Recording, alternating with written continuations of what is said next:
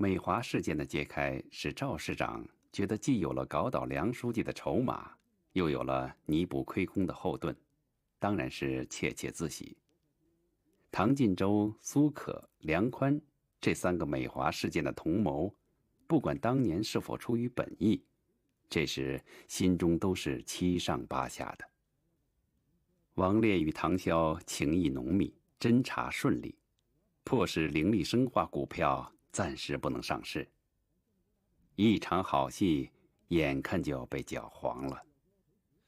这是少康请研究所的人做的报告，里面详细的阐述了这种萃取技术的使用范畴和技术指标。它能说明什么问题？少康早就发现凌厉生化有很多疑点。从这份报告上看，这种萃取技术有很大的局限性，只有脂溶性的物质才能从原料中提取出来，而它的招股说明书上所提到的产品，如铬根素，它根本就无法提取。那依你的判断，凌厉生化鼓吹的技术神话，完全是一个骗局。应该是个骗局。我们可以设想，既然它的设备生产不出产品，也就意味着德国信诚公司的订货合同完全是捏造的。没有了订货合同，凌厉生化的利润梦想就是一句空话。所以，我怀疑这家公司是想利用证券市场进行圈钱。我同意你的看法，把软盘留下，我好好研究研究。好在离股票上市还有几天时间，从现在开始，把所有购买凌厉股票的行动全都停下来。好，我马上去通知各部门。现在就去。怎么？还有什么事儿吗？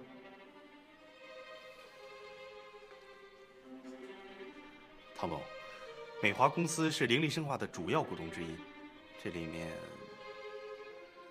我明白你的意思。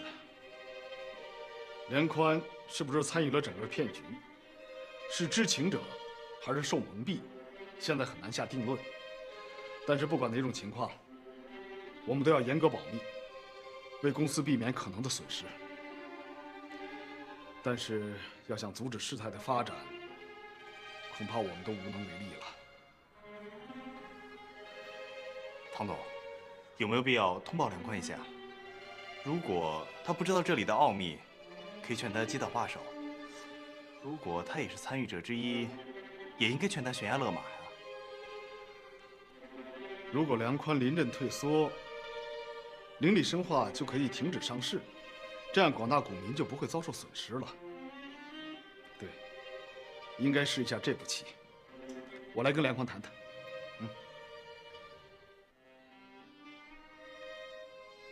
你怀疑少康的死和这个骗局有关？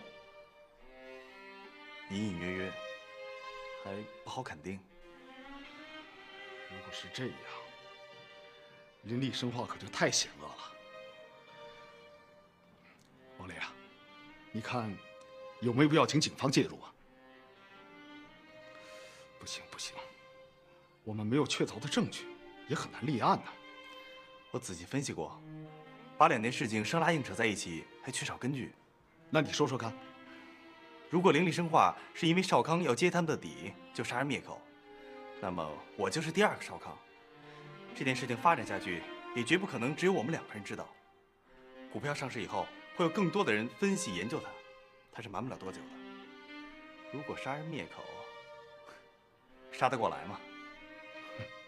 是，倒也有些道理啊。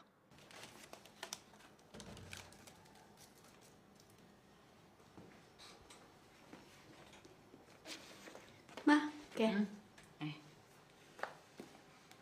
哎，你爸没跟你说啊？说什么？他昨天给我买来了，你看。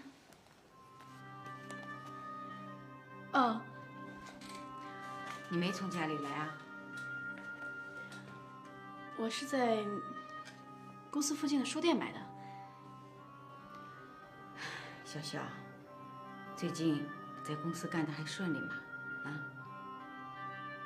这段时间你一直没提出国留学的事儿，好像没有走的意思啊。妈妈感觉你的话也越来越少了。来，小小，咱们坐下谈啊。哦，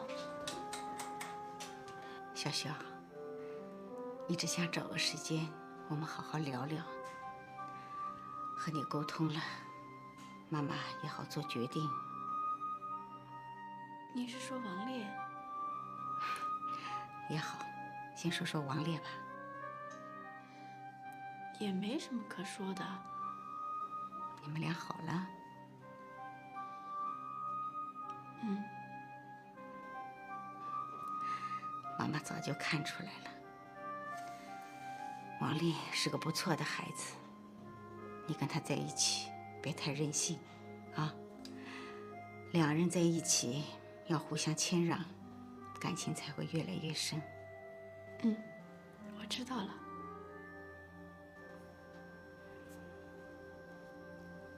妈，你怎么不说了？看见你们很幸福，妈妈也就没什么顾虑了。我也可以下决心了。妈，你在说什么啊？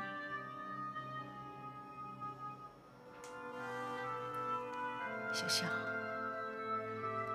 要是妈妈不在了，你可要坚强些，啊。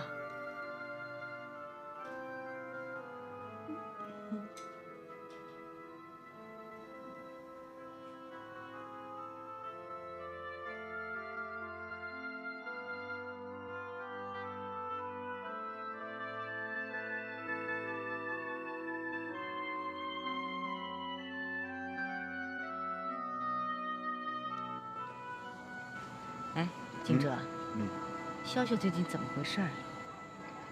没什么事儿啊，挺好的。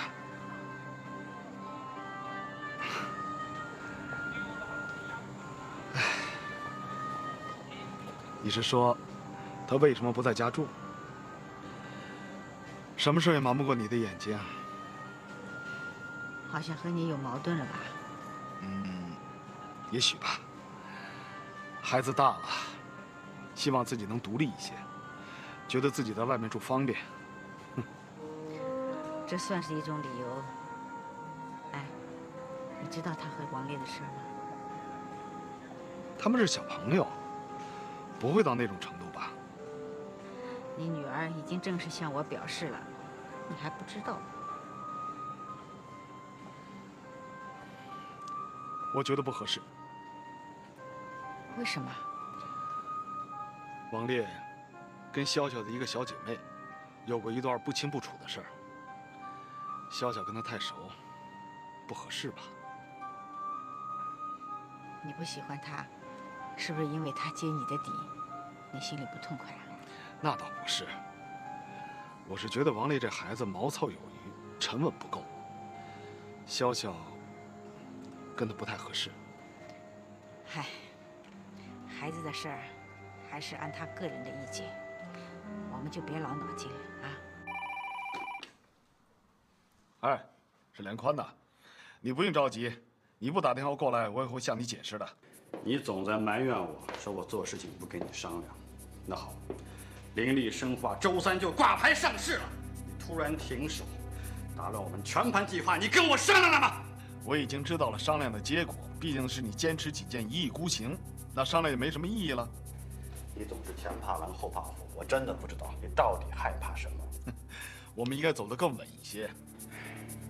只有高风险才能有高利润，四平八稳是干不出什么名堂的。但是高风险并不等于赌博设局。我担心你聪明反被聪明误。现在出局，别人会说我是临阵逃脱，这也不是我的做派。明知是陷阱还往里面跳，这也不是我的做派。你再想想吧。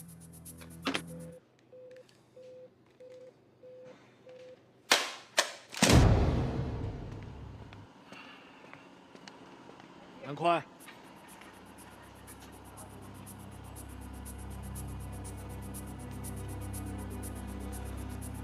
你不用去找苏可，他不可能再是你的同盟了。咱们踏踏实实把这笔生意做了。我也不想麻烦苏老师，他是个病人，我体谅他。但是你把我大路堵死了，我只能走这条小路。这根本不是大路小路的问题，灵力生化就是个死胡同。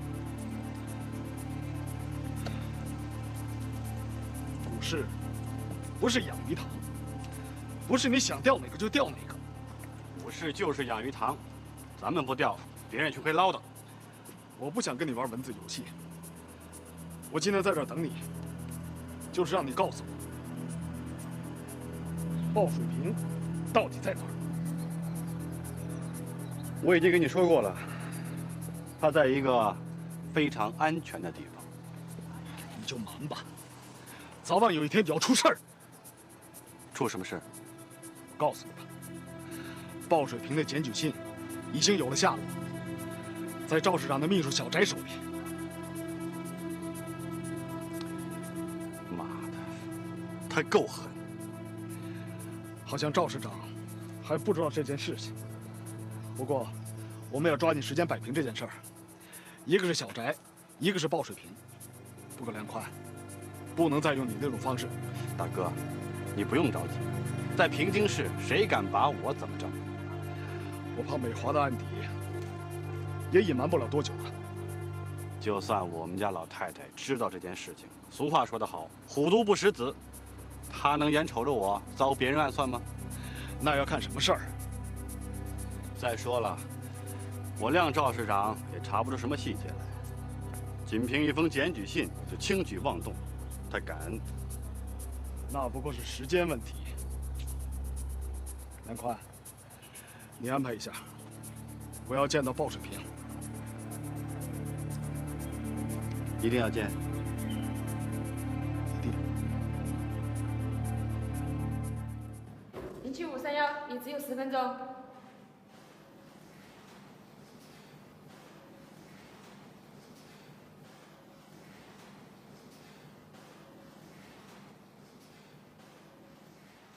没想到是我吧？不是你，还有谁呀？知我者，舒阳也。我问过严培军了，建议可以送一点牙刷、香皂什么的，我给你带了一点来。谢谢你。其实你能来看我，我就已经很满足了。你们在外面还好吧？你们？除了我，还有谁啊？他从没来看过我。他还是放不下。我跟他吵过一次，逼他来看你，可是没有用。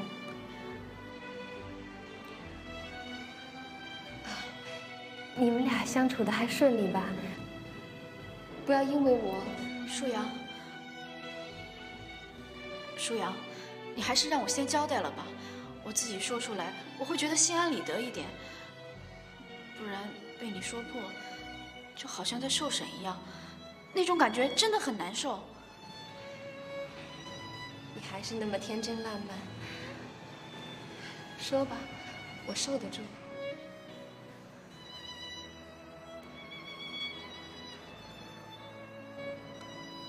我跟王烈好了。我一点都不吃惊，真的，这是应该的。好人有好报，王烈很优秀，这一点我从来都没有怀疑过。只是他的优秀不属于我，就像是自由不属于囚犯一样。舒阳，你别这么说。我一路上都在想，我们今天的会面会是一种什么样的情形？我不知道自己有没有勇气面对面的告诉你。毕竟，他是你爱过的人，而你又是我最好的朋友。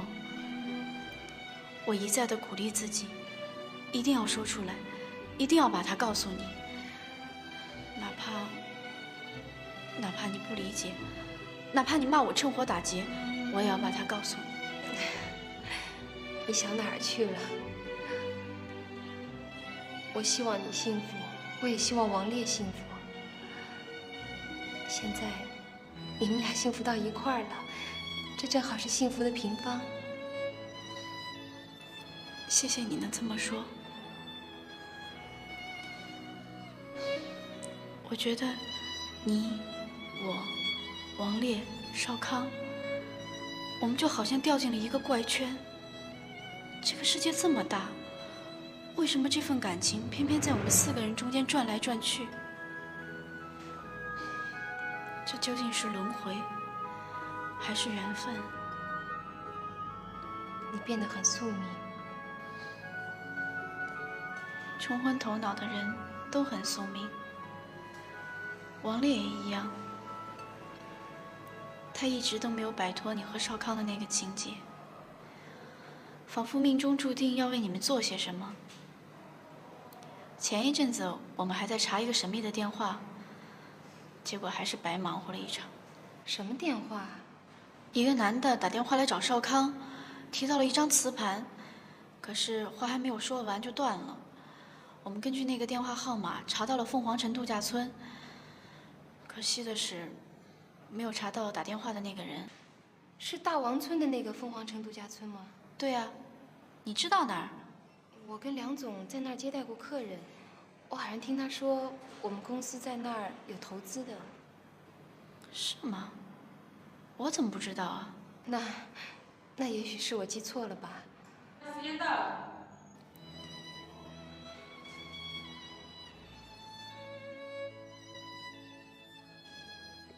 唐潇，谢谢你。我还会来看你的。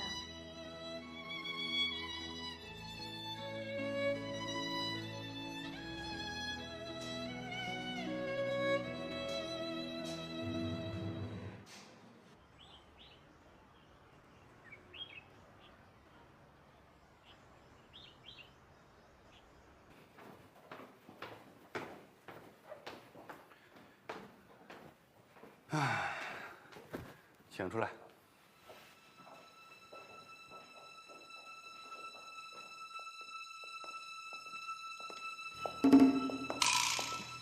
包会计，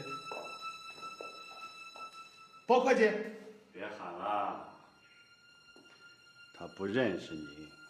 喏，这儿出了点毛病。你干的。哎呀，太贪玩儿，到山上去爬山摔成这样了。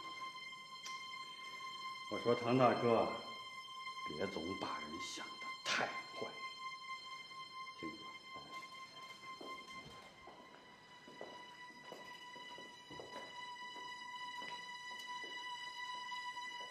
该结束了，他就是第2个少康。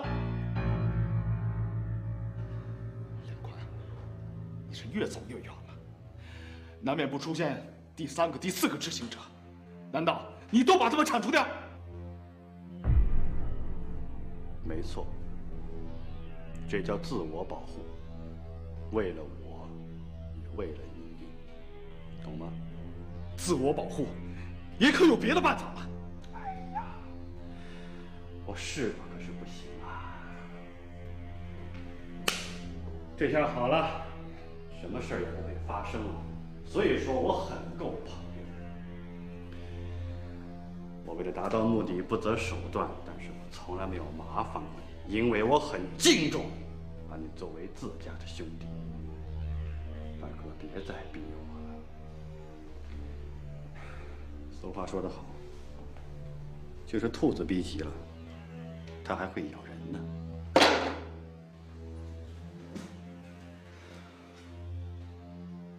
你威胁我？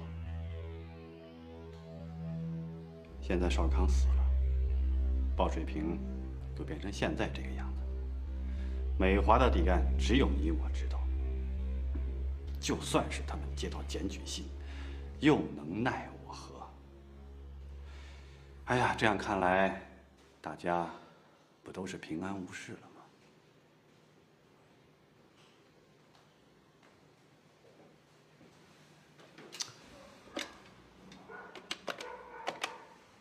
报警吧，大不了咱们同归于尽。你不怕，我怕什么？死的死，伤的伤，你还嫌不够吗？喂，急救中心吗？你别担心了，我会找最好的医生和护士照顾他，一直到死。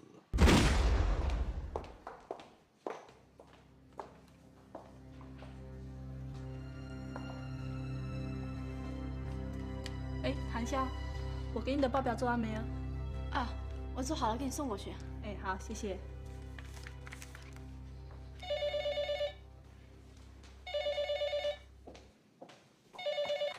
喂，你好，美华公司。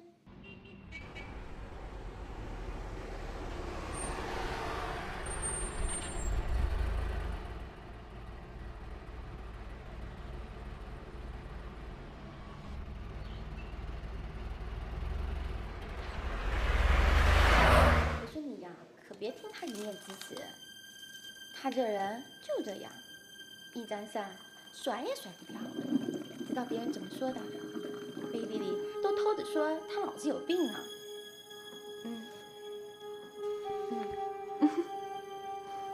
那你又是怎么对他的呢？哦，我看你们俩别再闹气了，是吗？这不挺有趣的吗？哎，你稍等等，我拿支笔记一下啊。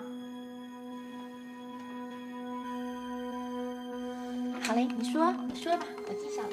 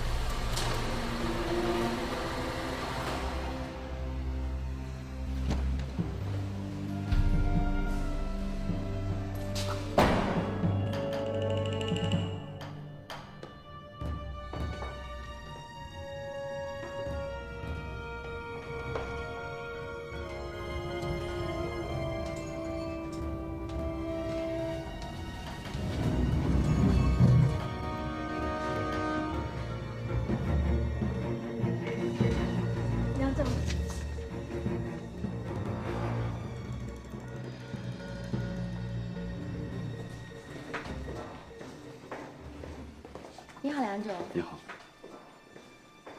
林立生化的李总发过来一份传真，要。哦，送杯咖啡。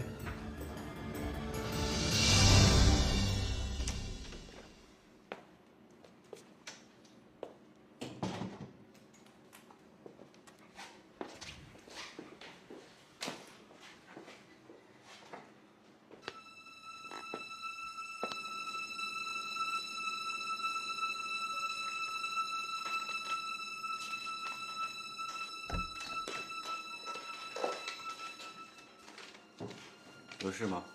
梁总，我差点忘了，今天幼儿园来过电话说市政停水停电维修，请您把农奴早点接回家。啊，我知道了。还有，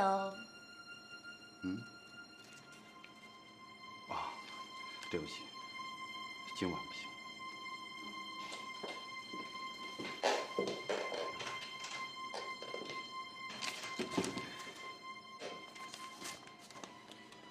小黄。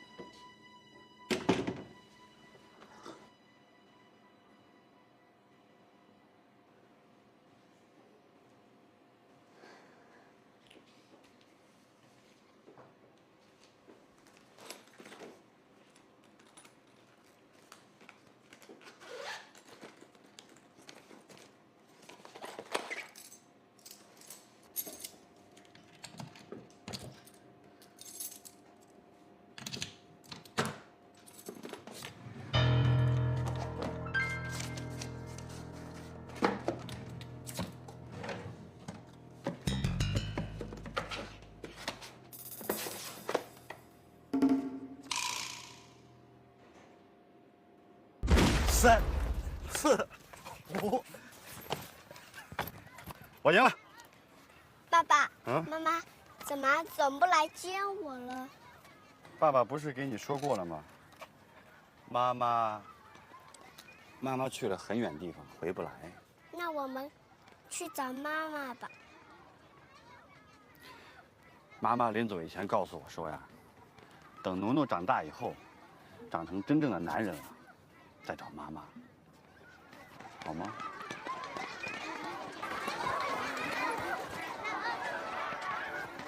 爸爸！哎呦，儿子，哎呀，可想死我了！怎么样？今天老师作业留得多吗？不多。哎，上车。手别摸门啊！好嘞。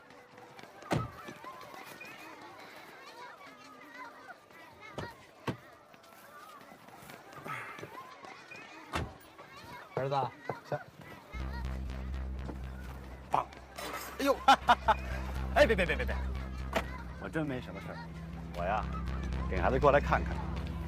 怎么样？还行吧？这学校？还行，3年7万块钱，不贵。要想孩子成才，就得舍得投资，你说呢？是啊。诺诺，叫翟叔叔。小翟叔叔好。哎，这宝宝真乖啊！本来呀，想接你和孩子去住周末呢，既然你有车，就算了。哦，这我跟小车班借的。行，咱们俩各走各的，回来。哎，小翟叔叔再见。哎，再见。好了，再见啊。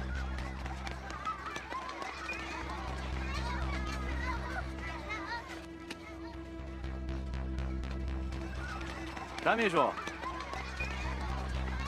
你肯定有话跟我说，我等你。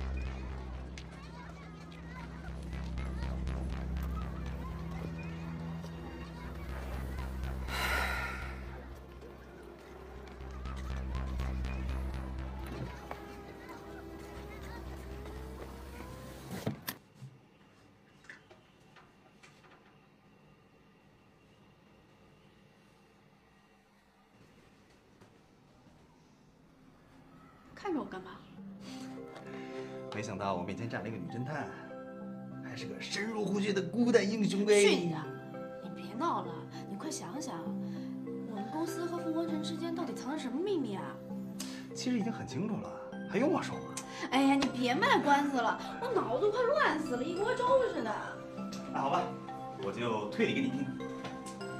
问题的关键都在这张磁盘上。美华公司参股投资凤凰城度假村，而度假村中有一个人打电话给邵康，让他把磁盘交给赵市长。如果赵市长看到这张磁盘，就可以揭开整个灵力生化的骗局。那么这个打电话的人就一定是梁宽的对头。他是谁呢？不过我倒是有一个疑问了，即便是赵市长真的拿到了这张磁盘，可它也仅仅只是一个纯粹的化学学术报告，这又能说明什么问题呢？赵市长无论如何也不可能把灵力生化和这份报告联系到一起啊。所以啊，这张磁盘仅仅是一个有力的证据，他还需要一个人来揭开整个骗局。这个人就是邵康。那你的意思是说，邵康的死和梁宽有关？只是猜测，我把这个想法跟你爸爸谈了，他不置可否。王烈，我一直不愿意跟你说我离家在外的原因。其实我已经猜到了。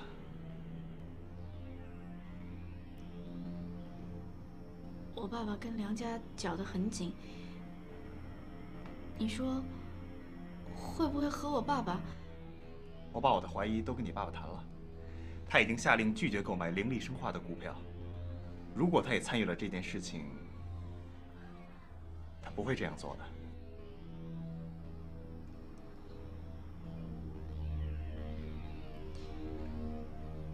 我不敢往下想了。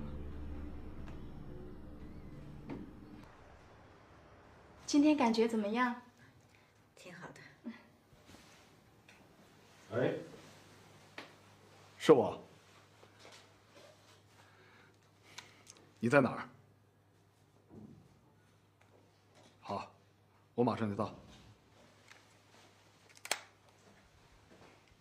有事你就回去吧，麻烦我在医院订了，不用送啊。那我就先走了。好好休息啊。这简直就是忘恩负义！你怎么能让梁宽威胁我呢？啊，给孩子交的学费从美华公司走的账，梁宽不可能不知道。我怎么能瞒得住他呢？啊，他跟你胡说什么了？他说什么了？这并不重要，关键是你走了我风声，让我很难做人。本来我是想帮你的，现在又饶上一梁宽，你们怎么就不明白这里的复杂性？什么复杂性？一封检举信能说明什么？哎，唐金洲，我多嘴了是吧？啊不，你曲解了我的意思。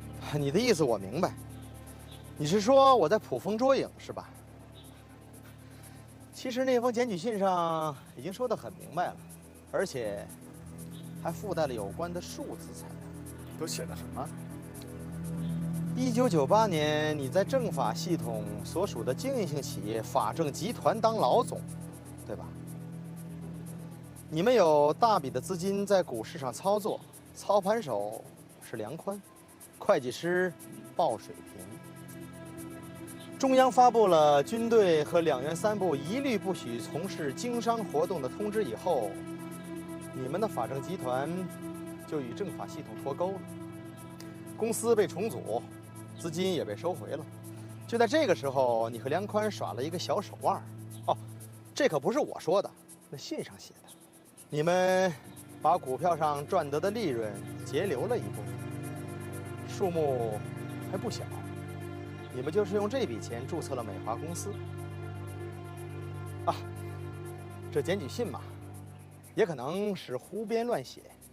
这写信的人为了泄私愤报私仇，说什么的都有。这种信啊，我那桌上多的是。那是。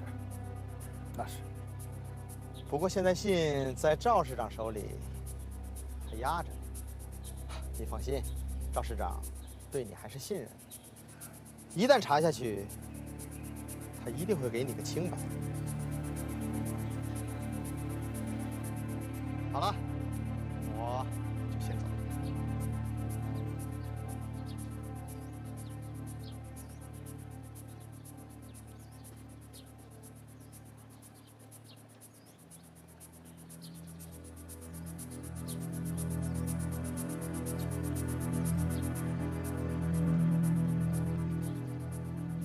真以为我要倒了？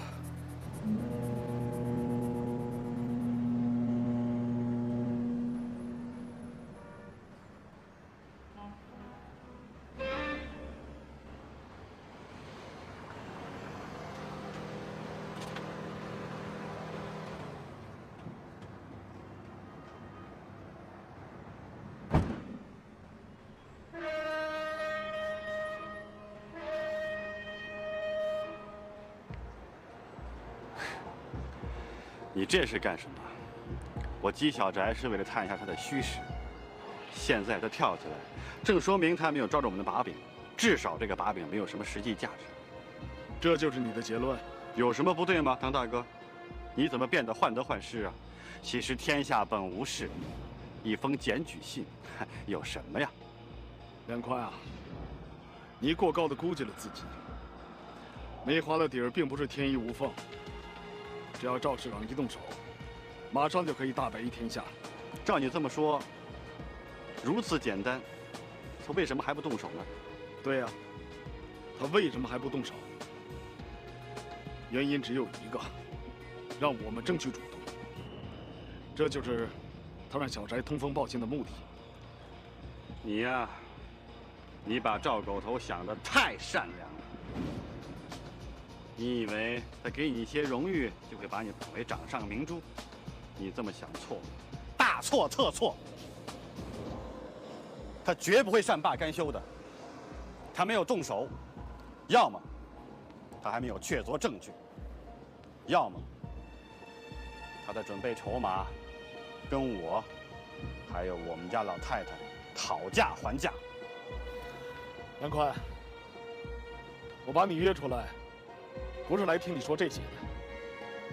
我要告诉你我的一个决定。你不会又干什么荒唐事吧？当然不会。这次是一个明智的选择。你听好了，我要去投案自首，你也去。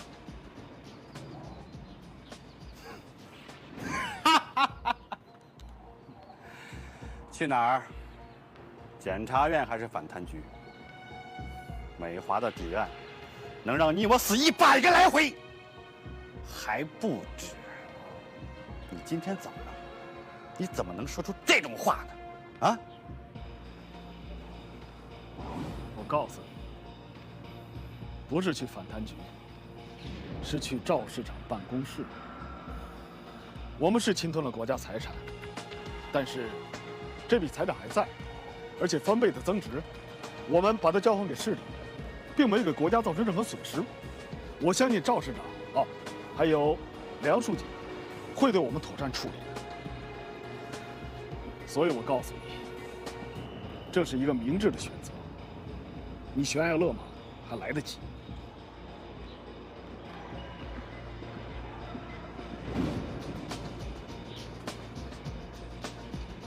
杨宽，我们俩共事多年，我了解你。恕我直言，你一向是自作聪明，但今天我请你相信我一次，这可能是我们俩唯一的出路。你再想想。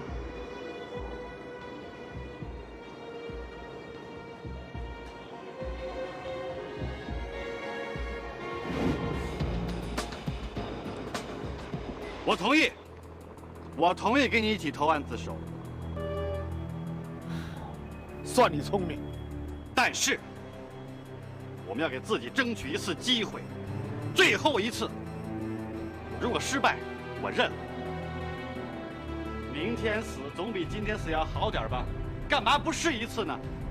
小翟敢敲竹杠，为什么？他不怕自己栽进去吗？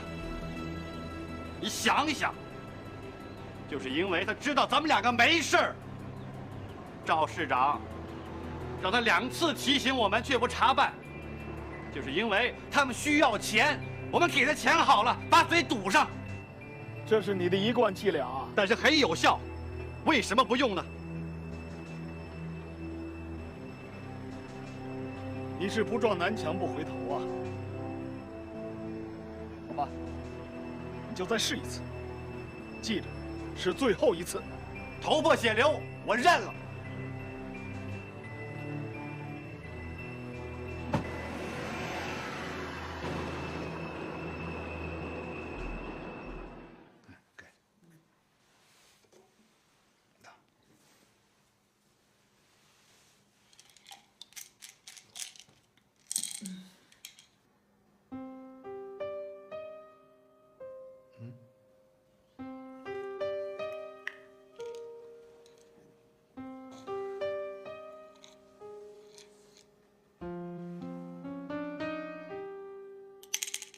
这又有坏消息了？没有，今天咱们家那边停电，我不知冰箱里的食物会不会坏了。是不是到了不可挽回的地步了？我说你呀，又在胡思乱想什么呀？这2天，我脑子老想起一句话。就是我们年轻时候常说的“车到山前必有路”。也许到了峰回路转的时候了吧？我们的生活一向4平8稳、无惊无险的，老天爷给我们安排点戏剧性，这倒也不错。锦州，你一洒脱，事情就严重了。是啊，你都看出来了，我们聊的还有什么意思啊？说点开心的事儿吧。怎么样，老婆？该来的躲不过去，不该来的愁也是瞎愁。我在护士那儿借了本书，听说现在很流行的。啊？看，就这个。简朴生活。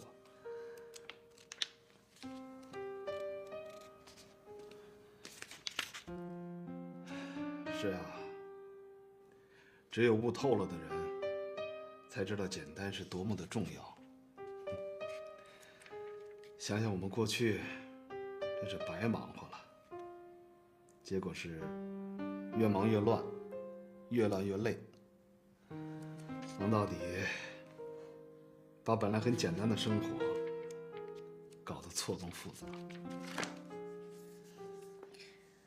现在想想，我们过去在水手岛的日子，虽然苦了一点，但是单纯的充实。真想回到那个时候去。我也很怀念水手岛。到了那儿，心静如水呀。有机会真想回去看看。20多年了，不知道那儿变成了什么样。是该回去看看了。等你身体好了，我们就去。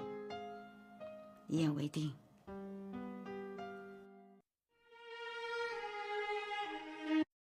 梁宽为停止灵力生化上市大发雷霆，自有他的道理。鲍水平傻了，也是事出有因。小翟埋怨唐晋州多嘴，自然也不是无中生有。每件事都有它的因果关系。王烈和唐潇倒对出生入死的侦查乐此不疲，还真查出了点眉目。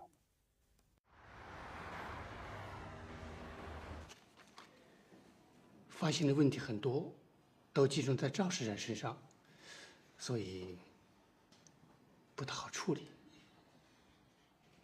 这么说，威改小区的停业整顿只是一个借口？层层发包的事也有，但不至于伤筋动骨。关键是资金总不到位，建设单位的情绪很大，工人们不安心工作，财政局的专项拨款一拖再拖，是赵市长打过招呼的。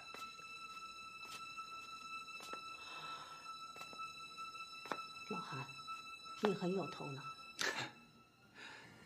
在市委大楼里向你汇报这些，太正式，我怕你为难。我确实为难。赵长辉和我共事了10几年，分分合合，辗转了几个地区，现在我们俩又碰到了一块儿。应该说，工作上是很默契的，他也很有工作能力。如果他真是出了问题，那可太叫人痛心了。我看，是不是上报审计委？还是要弄清情况，但不要轻下结论。我们培养和选拔一个年轻干部不容易，我相信赵市长不是一个腐败分子。唐总，您这个签一下。好。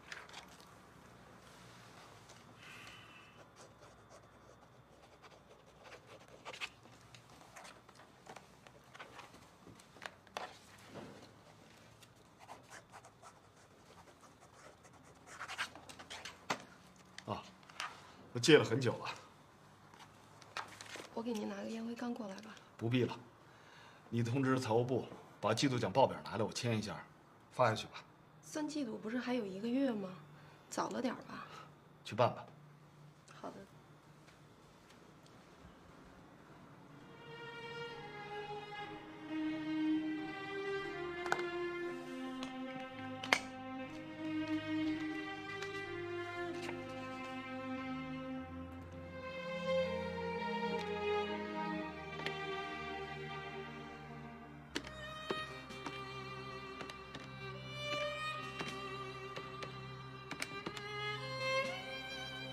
喂，北京证券吗？啊，能不能帮我找一下梁红啊？我不知他在哪个部门，您能不能帮我查一下？好，谢谢啊。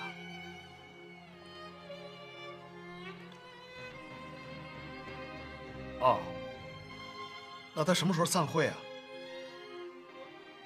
哦，好了好了，不必了不必了，我再打给他吧。谢谢啊，谢谢。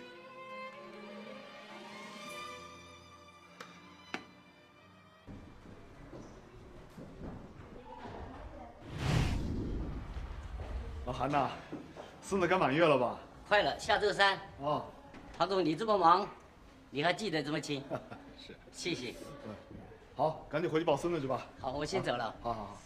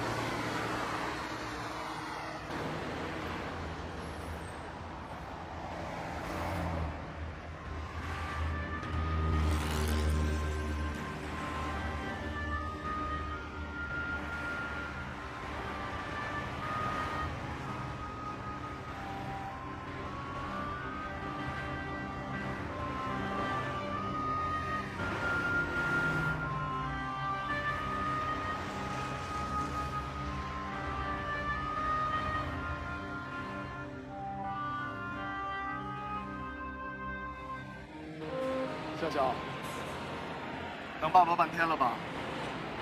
我有话要跟你说。你们来的正好，爸爸正好有事儿也要跟你们说。哎，王烈怎么不过来呀？这事儿与他无关。爸爸，到底出了什么事儿？你别骗我了，不要再把我当小孩子。真是你妈妈的女人，说起话来都和那如出一辙。爸爸能有什么事啊？爸爸脸上写着呢。你还是不肯告诉我。其实我一直都很怀疑梁宽为什么会替妈妈付医疗费，这是一笔不小的数目。如果没有特殊的原因，他不会这么做。你还知道什么？都说出来，爸爸听听。我在公司临时代替鲍总监，我看到了支票的存根，4年的，我全都看到了。你怀疑爸爸？不，但是我怀疑梁宽。尽管我现在还闹不明白，可是凭我的直觉告诉我，梁宽一定做了很多见不得人的事儿。我们女孩的直觉是很准的。也就是说，你怀疑爸爸跟梁宽有很多的勾当，你担心了吗？有点。我还以为我的女儿不要他这老爸。今天你能来，爸爸很高兴。就是遇到天大的麻烦，有女儿支持我，爸爸也能顶过去。怎么？你的小脑瓜里又在想些什么？你和梁红的关系是被迫的，对吗？一定是梁宽，一定是他们兄妹俩联合起来对付你。其实你是在经济利益的威迫下身不由己的，是这样吧？莲红阿姨是个很不错的人，她与梁宽不是一路的，天壤之别。爸爸现在确实身陷困境，但没有梁红什么事。他不是已经回北京了吗？不要瞎猜啊！爸爸，你不是一直教育我要做一个诚实的人？你不是一直很赞同与自己的孩子做朋友吗？可是为什么一遇到梁红这件事情，你就总是躲躲闪闪，不愿意跟我多说一句？其实，我也试着站在你的角度上去理解你们，尽管我还有很多的困惑。可是你越是不告诉我，我就越想知道。等你恋爱了、结婚了，或者更大一些，爸爸会找一个时机，仔仔细细的跟你谈这件事情，但不是现在。你怎么跟梁红说的话一模一样？我不问了，我还是等到那个合适的时候吧。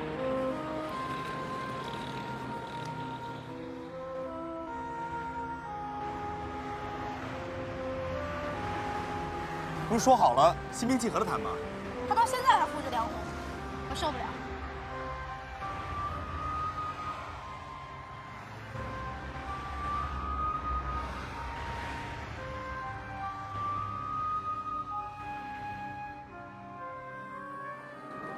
我以为这个时候你会很需要他，没想到这样。已经很不错了，毕竟他想跟我谈谈，只是看法有点偏激。他跟你商量过？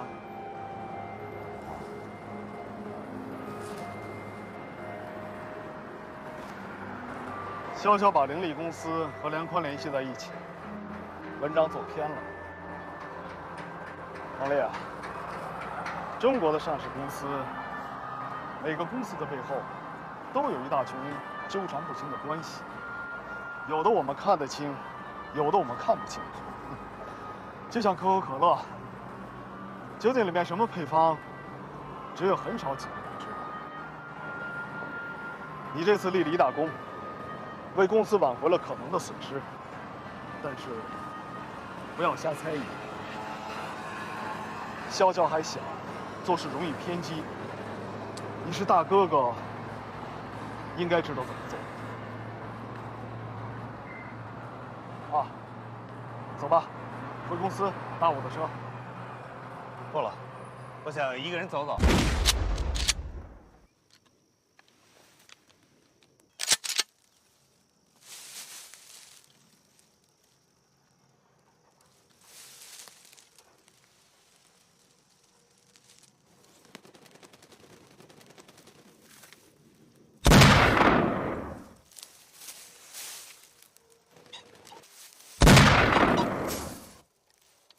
嘿，赵叔，亏得您忙，要不然啊，这儿的野鸡非然打光了不可。你约我出来，不光是为了打野鸡的吧？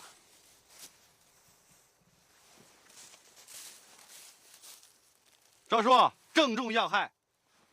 送餐也不煲汤，我马上过去。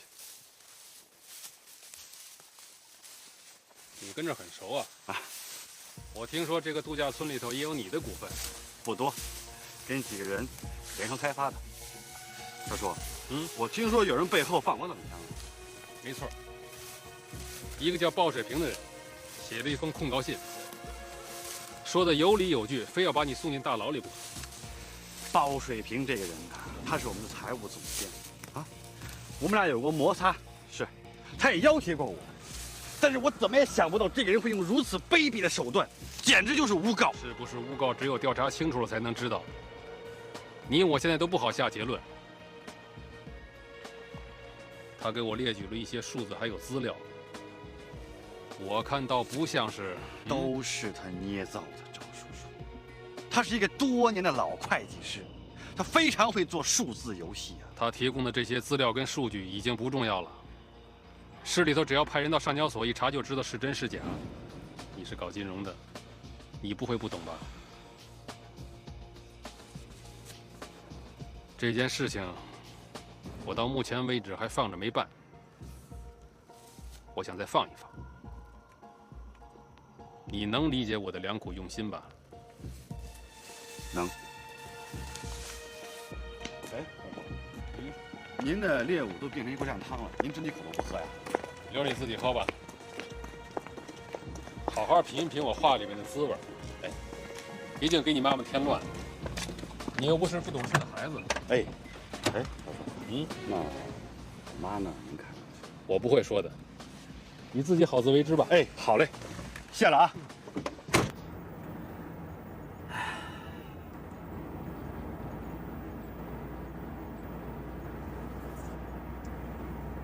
哎，这箱子哪儿来的？不知道。搞什么名堂？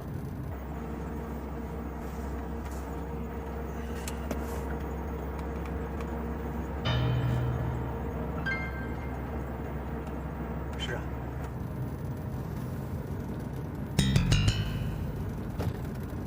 哼，这个梁公子也太小瞧我了。掉头，回去。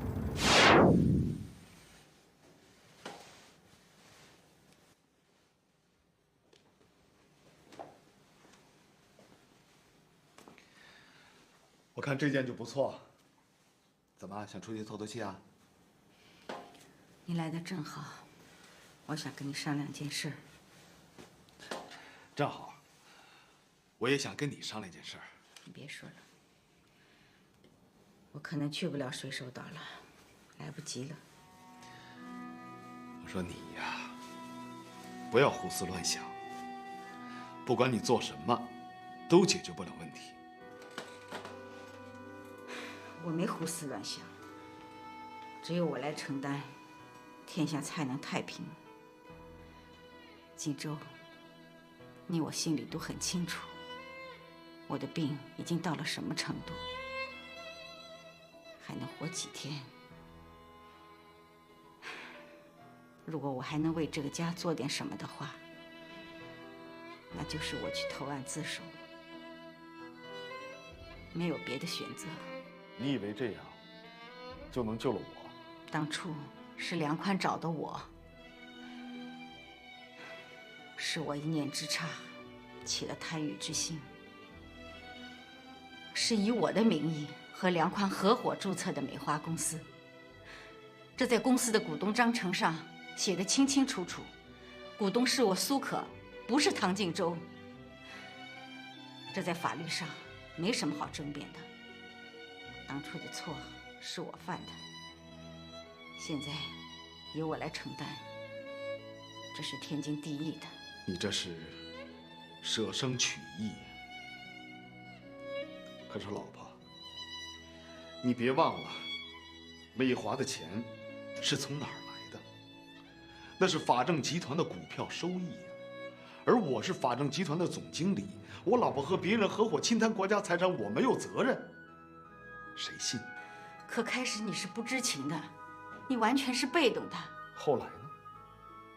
后来我是知情的呀。知情不报也是罪吧？所以我说你在胡思乱想。我都安排好了，我去自首。无论从情感角度，还是从职务角度，都应该我去自首。这种事情有什么好逞能的呢？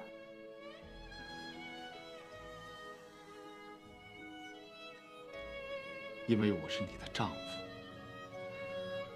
我有责任保护好自己的妻子。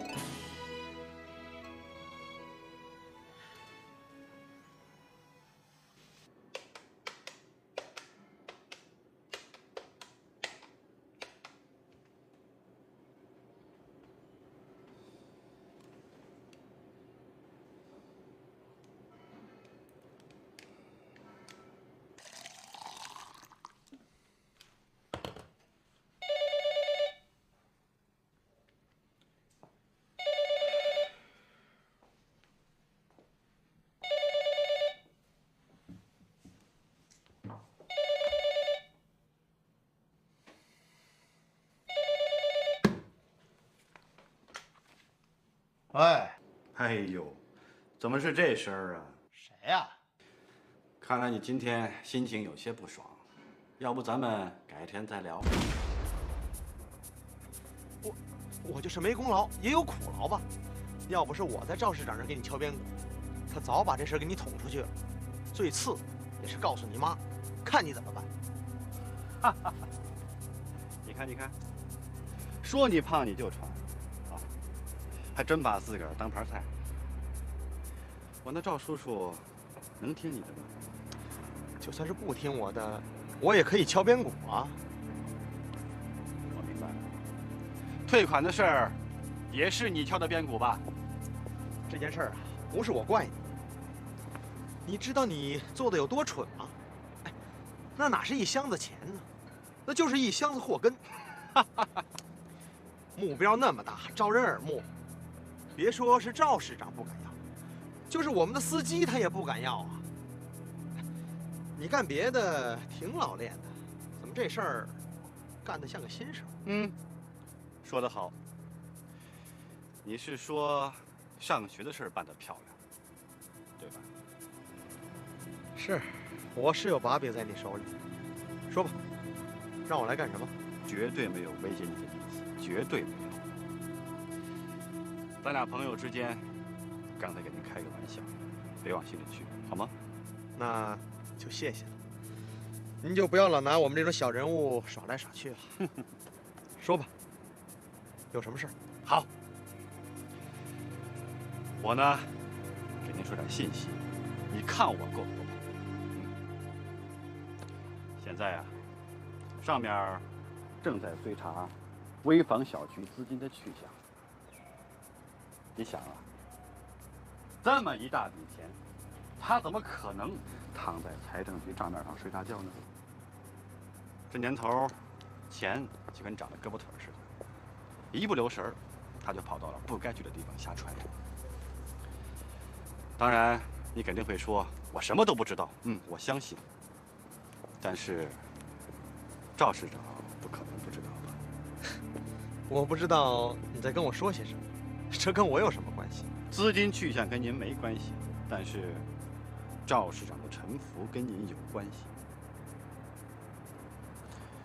别忘了，中国有句古话，叫“树倒猢狲散”。他是那棵树，我不希望你是猢狲。作为朋友，我有必要提醒你，别忘了给自己留条后路。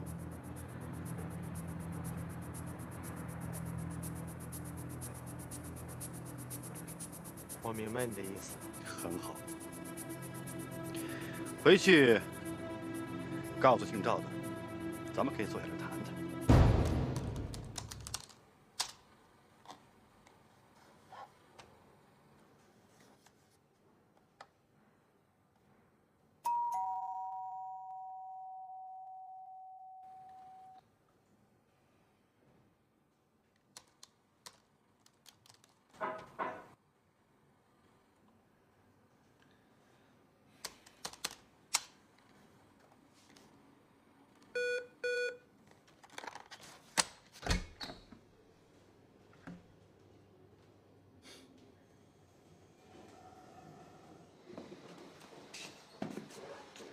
哎呀，手机不开，公司不在，我猜你在家里。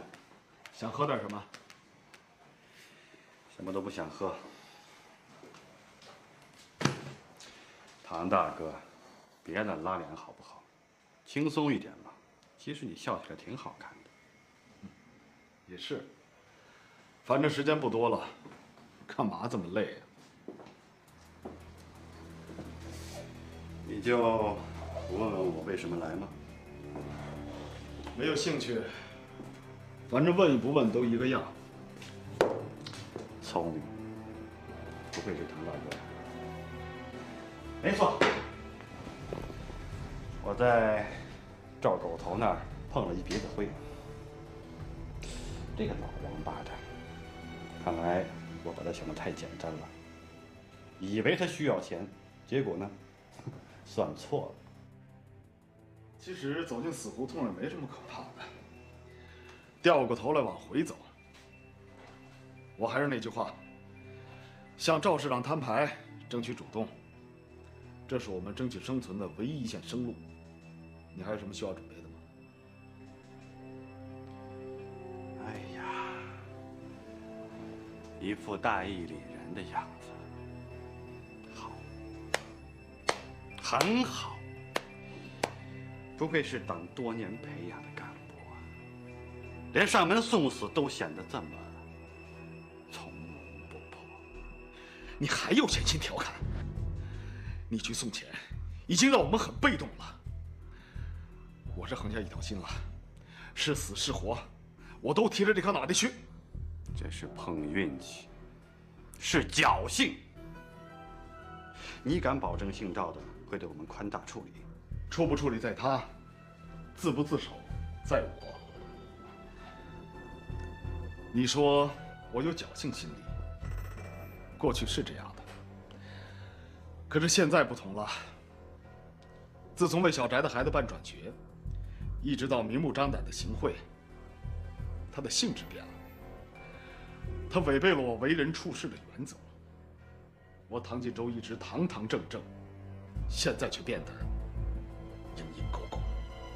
是啊，说的多好听啊！连侵吞国家财产都是堂堂正正的，我梁宽不如你。过去，我是陷入了一种观念的误区。那会儿我常想，钻国家政策法规的空子，利用证券操作规则的缝隙，把自己所创造的财富节流下来是理所当然的。那也是我们知识价值的体现，也是向社会分配制度的一种挑战。我完全可以用这种狡辩来说服自己。可是现在，我们的所作所为背离了我的目的，远离了我的目标，那完全是在犯罪，用不着别人谴责，我自己都不能接受。可是这些对你并没有什么妨碍。这些下三滥的事儿，狗屎盆子都可以扣我一个人头上，真的没关系。而你依然是一个清白的金融家，你怎么就想不开呢？看来你是打定主意不想去了。跟你说实话吧，赵市长现在是泥菩萨过河，自身难保。他动用微改小区的资金挪作他用，上边已有所察觉。他现在自己屁股都洗不干净，哪有闲心管咱们呢？一开始我还纳闷，他怎么按着不查了？哦，后来我才明白，我梁宽在他手里是一张保命的王牌。只要是我们家老太太对他睁一只眼闭一只眼，大家都相安无事。你我只不过是一场虚惊。梁宽呐，你跟梁书记根本就不是一路人，这一点我心里最清楚。美华的事儿真是露了底儿，你妈妈会保你吗？你蒙别人可以，可骗不了我呀。所以你说的王牌根本就不存在。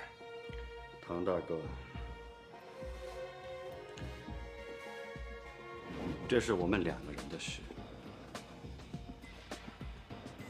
你自首了，那我呢？我实在是想不明白，你怎么就一门心思的往火坑里跳呢？我们都要对自己的行为负责。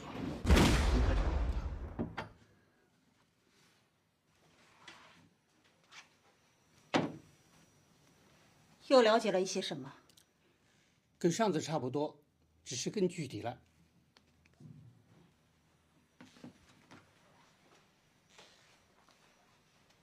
对赵市长很不利吗？3月份由上面拨下来的无人江大地建设款，有一部分被拆借到证券公司，是赵市长批的。一部分，有多少？7800万。后来呢？15天以后，这7800万就还回来了。当时是挪用威改小区的建设资金。当初的7800万还在股市上。这个老赵，他想干什么？这些就不清楚了。我是从银行了解到的。现在小区建设还在进行，如果那7800万的资金没有还回来，钱从哪儿来呀？说不好。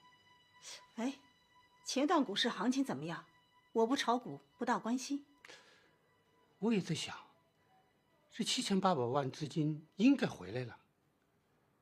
前段股市受政策利好消息的影响相当不错，这7800万资金也应该有个很好的收益。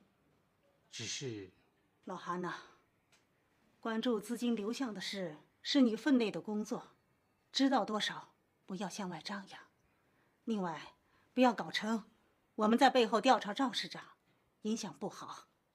我会把握分寸的。我找赵市长谈一次，有问题说问题，没有问题也不要冤枉了人家。经济领域的工作错综复杂，赵市长在任的这些年，把平津市搞得井井有条，蒸蒸日上，成绩也是有目共睹的。很可能是出于公心，干了一些违规的事情。总之，我们要实事求是，因地制宜，不能一棍子把人打死。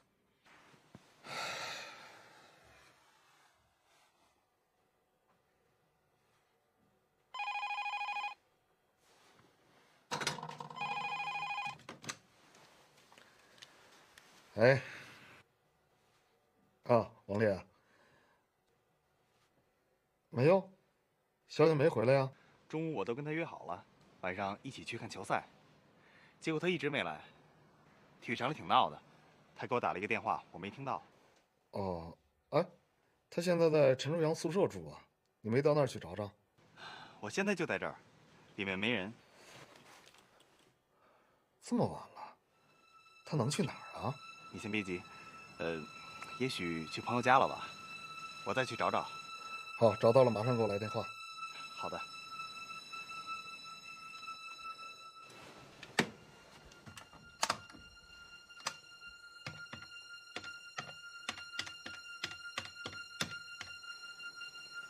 对不起，您拨打的电话暂时不在服务区，请稍后再拨。Sorry, the subscriber you dialed is out of the service area.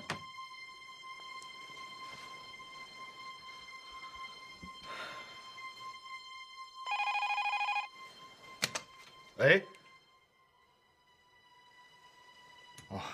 我就知道你还没睡呢。我正要给你打电话呢。唐潇下午上班了吗？上了。哦，就为这事儿啊？嗨，我还以为你回心转意了呢。你还有别的事儿吗？有。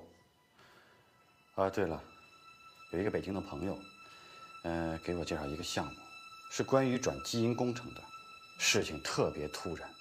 我派唐潇临时出差去了，今天晚上的飞机。什么转基因工程？这个我就不太清楚了，你还是问唐潇去吧。莫名其妙。你真的不想把美华交到市里了？想啊。我说唐大哥呀，都这么晚了，你就是不想睡觉，我们家儿子还睡着呢。你什么意思啊？我没什么意思啊，我就是说。还是让唐潇亲自告诉你，不好吗？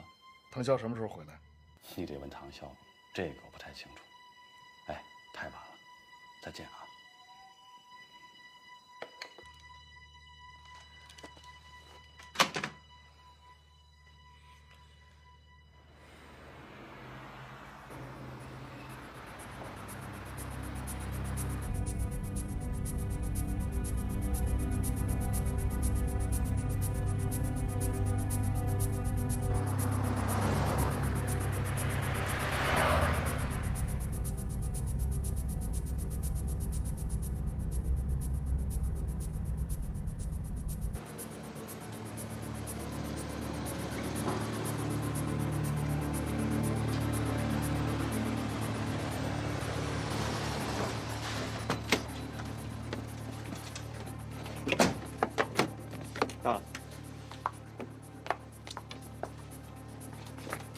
地方啊？什么区啊？别墅区。我是问你，这是北京的哪个区？海淀区。我给好几个朋友打电话，都说不知道他去哪儿了。啊，公司派唐潇到北京出差去了，走得这么突然啊，连招呼都不打一声啊。是有点突然，不过你不用担心，早点休息吧，啊。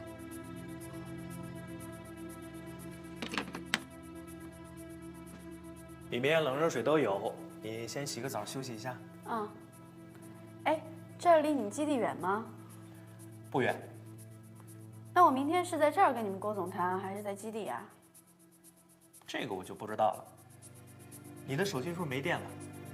哦，对，我忘了带充电器了。那个，你给我，我帮你充。哦。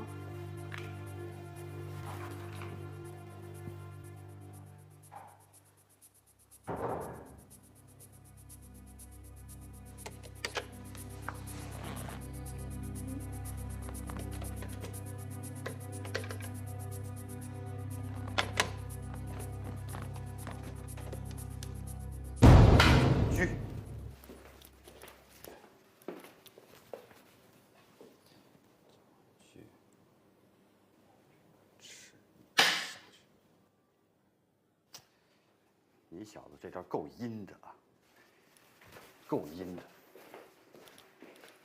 下一步走炮下。梁宽，哎，来了，哎，你先坐一会儿啊。你把唐潇弄哪儿去了？不是你说过了吗？他在北京，你怎么就信不过我呢？哎，你帮我看看，这棋下的。哎呦，大哥，我昨天亲自送他上机场，你看看飞机底帘儿，你怎么信不过我呢？梁宽，你拿唐潇来要挟我，这很不聪明。你这话我可不爱听，你也太多心了吧！马上打电话让他回来。我打了，对方没人接，公司里没人。这一上午没干别的，就打电话了。我比你还着急呢。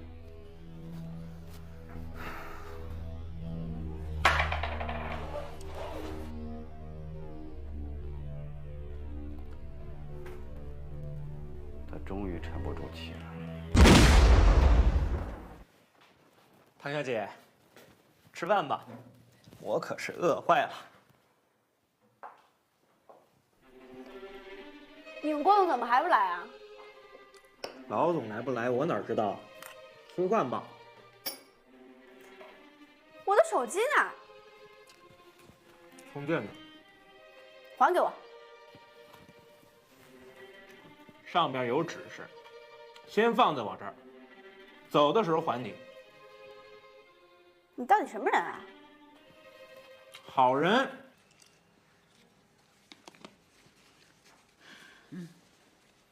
饱了？嗯。我的饭量还不错吧？不错。来，喝点水吧。你别为我担心，告诉我，潇潇有没有下落？怎么知道的？昨天晚上王丽来找过他。潇潇这几天一直都没露面，我还会不知道啊？怕你担心，结果还是被你猜着了。没事儿，梁宽派他去北京了，目的是想阻止我。那潇潇会不会有危险啊？不会，谅他梁宽也不敢乱来。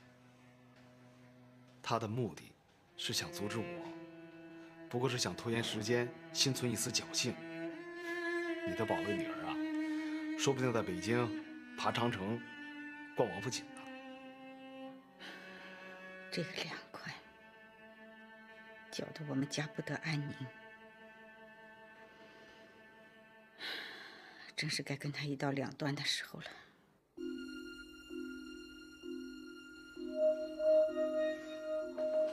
来，够了吧？谢谢。哎，我跟你说啊，下次来的时候，把这几次发票给我带过来，好吧？哦，哎。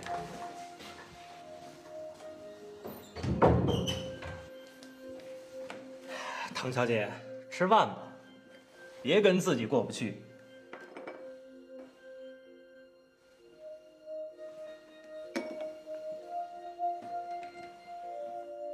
我钱包呢？你笑什么？我钱包呢？被那小孩拿走了。你怎么不早说呀？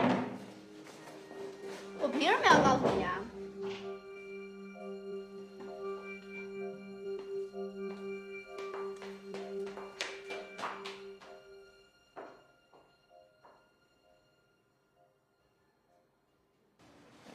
我真没拿。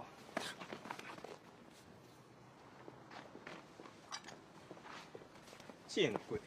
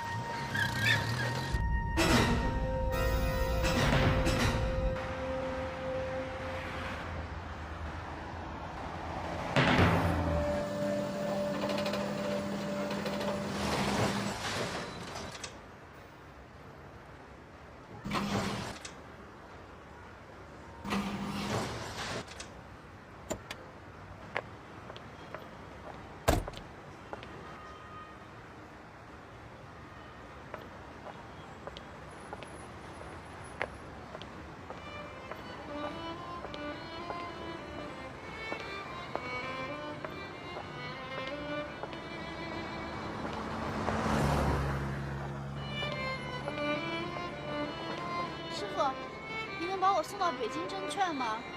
好多街上都有北京证券，你要去哪家？就最近的一家吧。我刚才出来的时候身上没有带钱。哦，拐过街点就有一家，那咱上来吧。谢谢你啊。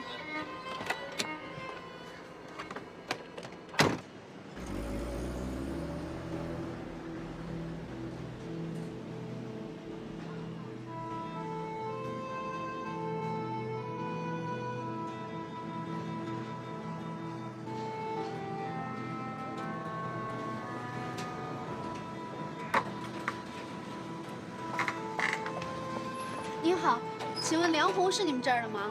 梁红，我们公司有3个人，你要找哪一个3个。哦，我说的那个是个女的，个子高高的，头发这么长，眼睛也大大的。还和小九联系不上，要不我去北京找他吧？不用了，你去上班吧。